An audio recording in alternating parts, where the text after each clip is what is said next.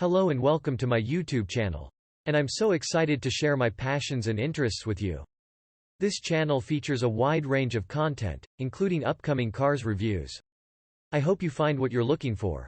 So sit back, relax, and let's dive into this exciting journey together.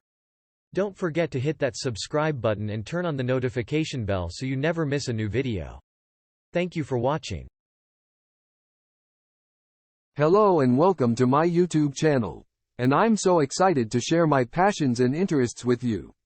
On this channel, I hope you find what you're looking for. So sit back, relax, and let's dive into this exciting journey together. Don't forget to hit that subscribe button and turn on the notification bell so you never miss a new video.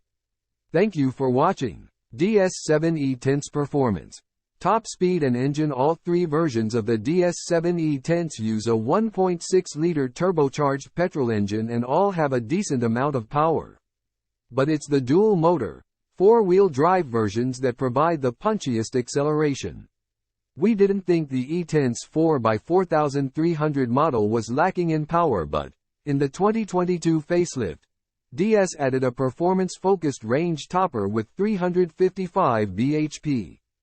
This version, badged the E-Tense 4x4360, shares its powertrain with the Peugeot 508 PSE and the top-of-the-range DS9. DS7 E-Tense 0 to 62 miles per hour. Top speed and acceleration. 4x4 versions of the DS7 are undeniably fast. The E-Tense 300 hits 0 to 62 miles per hour in 5.9 seconds and the newly introduced E-Tense 360 does the same in 5.6 seconds. Both have a top speed approaching 150 miles per hour. They also mean it deals with a full load of passengers and luggage with ease, and will get up to speed on a motorway slip road, or overtake a slow-moving vehicle, very swiftly. The standard 8-speed automatic gearbox's shifts are smooth, if not the very fastest we've experienced. A cheaper and less powerful, 222 bhp, front-wheel drive version of the plug-in hybrid DS7 is also offered. Acceleration to 62 miles per hour takes 8.9 seconds, and it feels neither fast nor slow. But in similar fashion to the front-drive versions of the closely related Vauxhall Grandland X and Peugeot 3008 hybrids, it could turn out to be the more suitable option for many buyers. Handling plug-in hybrids can sometimes suffer in this department due to the additional weight they carry compared to their purely diesel and petrol counterparts.